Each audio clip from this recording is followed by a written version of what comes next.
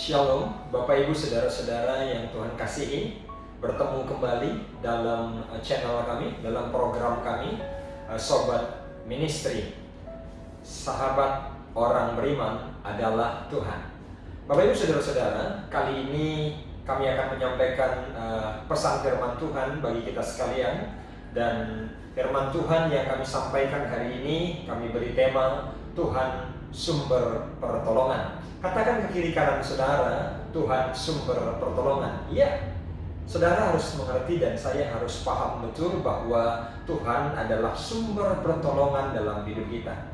Setiap orang tentu dianugerahi kemampuan, setiap orang dianugerahi prestasi, setiap orang dianugerahi sesuatu yang mungkin dalam bentuk prestasi dan hal-hal yang lainnya. Tapi tahukah saudara, kemampuan kita terbatas untuk menolong kita. Harta kita terbatas untuk menolong kita. Kekayaan kita, pengetahuan kita terbatas dalam menolong kita.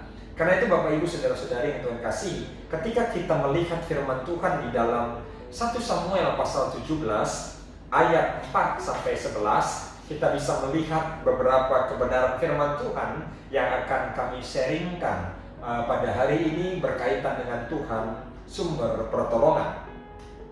1 Samuel pasal 17 ayat yang keempat. Lalu tampillah keluar seorang pendekar dari tentara orang Filistin, namanya Goliat dari Gat. Tingginya 6 hasta sejengkal, ketopong tembaga ada di kepalanya, dan ia memakai baju jirah yang bersisik. Berat baju jirah itu 5 sikal tembaga. Dia memakai penutup kaki dari tembaga, dan di bahunya ia memanggul lembing tembaga. Gagang tombaknya seperti pesa tukang tenun, dan mata tombaknya itu 600 sikal besi beratnya, dan seorang pembawa perisai berjalan di depannya. Ia berdiri dan berseru kepada barisan Israel, katanya kepada mereka, "Mengapa kamu keluar untuk mengatur barisan perangmu? Bukankah aku seorang Filistin dan kamu adalah hamba Saul? Pilihlah bagimu seorang dan biarlah ia turun mendapatkan daku. Jika ia dapat berperang melawan aku dan mengalahkan aku, maka kami akan menjadi hambamu. Tetapi jika aku dapat mengungguli dia dan mengalahkannya, maka kamu akan menjadi hamba kami dan takluk kepada kami." Ayat 10.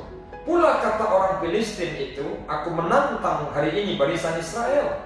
Berikanlah kepadaku seorang, supaya kami dapat berperang seorang lawan seorang." Ayat 11. Ketika Saul dan segenap orang Israel mendengar perkataan orang Filistin itu, maka cemaslah hati mereka dan sangat ketakutan. Ayat 11 menjelaskan kepada kita, bangsa pilihan, dan raja mereka adalah Saul, seorang yang sebelumnya diurapi oleh Tuhan.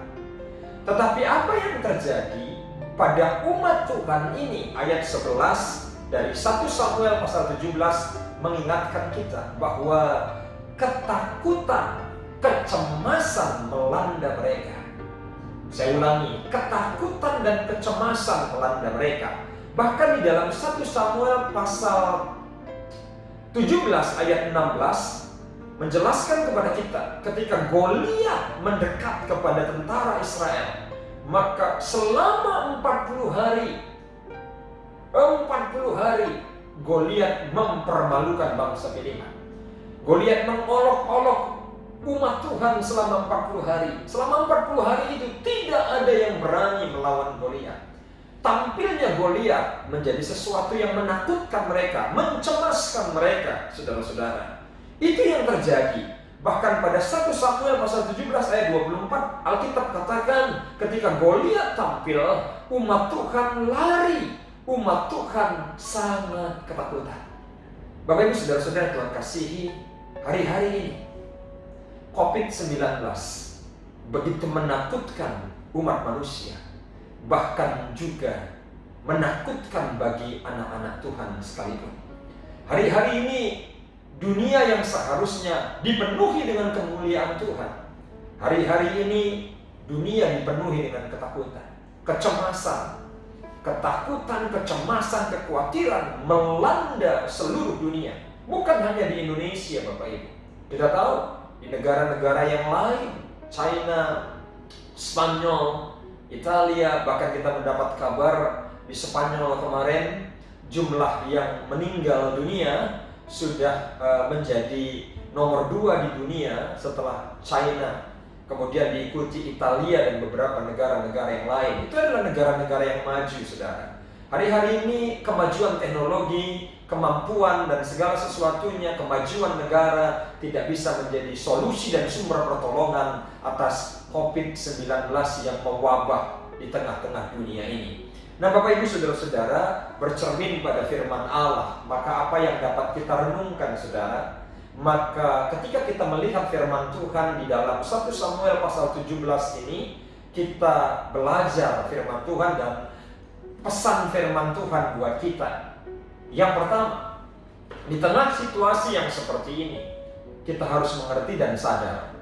Kita harus mengerti dan sadar bahwa Tuhan masih mengendalikan segala sesuatu. Tuhan masih mengendalikan hidup saudara. Tuhan masih berkuasa atas hidup saudara. Tuhan masih berkuasa atas hidup saya. Bahkan sehelai rambut kita tidak akan gugur ke bumi ini tanpa seizin Tuhan. Haleluya. Tuhan selalu menolongku, selalu menjagaku, sehelai di rambutku tak akan terjatuh tanpa seizinmu. Tuhan selalu menolongmu, selalu menjagamu.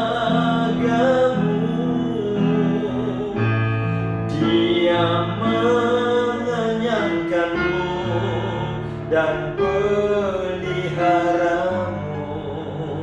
seumur hidupmu. Haleluya. Itu yang pertama, Bapak Ibu Saudara. Tuhan masih mengendalikan segala sesuatu di muka bumi ini. Tuhan masih mengendalikan segala sesuatu. Tuhan selalu menolongku, selalu menjagaku, sehelai di rambutku tak akan terjatuh tanpa seizinmu. Tuhan selalu menolongku, selalu menjagaku. Dia mengenyangkanku dan peliharaku seumur hidupku. Yang kedua, kalau yang pertama kita harus ingat bahwa Tuhan masih mengendalikan segala sesuatu di bumi ini. Maka yang kedua, Tuhan memberi pertolongan bagi kita umatnya. Tuhan pasti memberi pertolongan. Katakan ke kiri kanan kita, katakan kepada batin kita, katakan kepada hati kita yang paling dalam sebuah kebenaran yang tak terbantahkan. Dan itu kata Alkitab. Alkitab yang berkata Tuhan pasti memberi pertolongan. Bapak Ibu Saudara-saudara, berdasarkan firman Tuhan yang kita baca dalam 1 Samuel pasal 17, tanpa diduga oleh umat Tuhan, tidak ada yang memperhitungkan bahwa sumber solusi atas Goliat, bukan pada tentara terbaik daripada bangsa Israel, bukan pada panglima bangsa Israel, bukan pada prajurit yang hebat, bukan pula pada raja Israel yang bernama Saul, tapi sumber pertolongan daripada masalah yang mereka hadapi pada waktu itu yang ditimbulkan oleh seorang raksasa yang bernama Goliat adalah Daud.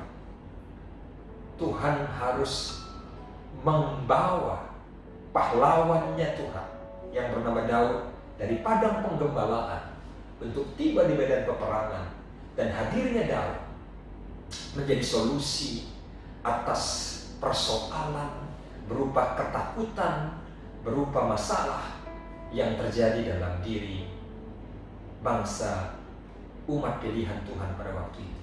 Bapak Ibu, kita berdoa. Saya percaya bahwa Tuhan pasti menolong kita atas COVID-19 yang sedang mewabah. Kata corona hari-hari ini menghiasi seluruh percakapan dan menghiasi seluruh pemikiran manusia. Tapi kita percaya Tuhan pasti menolong kita. Bahkan mungkin dengan cara yang tak kita duga akan ada sumber pertolongan daripada Tuhan. Bagian kita adalah mempercayai apa yang Alkitab katakan. Sebab orang beriman adalah orang yang mempercayai apa yang dia ucapkan dan dia mengucapkan apa yang dia percayai. Tuhan Yesus memberkati. Mari kita bersatu dalam doa. Tuhan Yesus, kami percaya bagimu akan selalu ada sumber pertolongan, ya Allah. Kami mengucap syukur atas apa yang sudah terjadi. COVID-19 Tuhan mengingatkan kami bahwa kami butuh Tuhan. Kami percaya bahwa Engkau Tuhan Khalik langit dan bumi, Engkau Tuhan pencipta jagat raya alam semesta. Tidak ada satu apapun yang terjadi di muka bumi ini yang boleh terjadi di luar kendali dan keputusan Tuhan. Dan kami percaya ketika tangan kami terangkat memohon pertolongan, Tuhan akan menolong indah pada waktunya, dan Tuhan akan memberikan pada kami sumber pertolongan. Dalam nama Tuhan Yesus kami berdoa. Haleluya. Amin. Tuhan Yesus memberkati. Haleluya.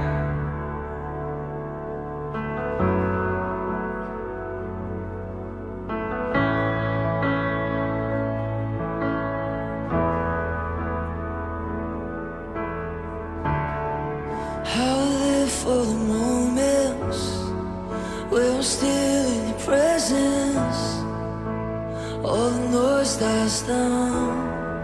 Lord, speak to me now. You have all my attention. I will linger and listen.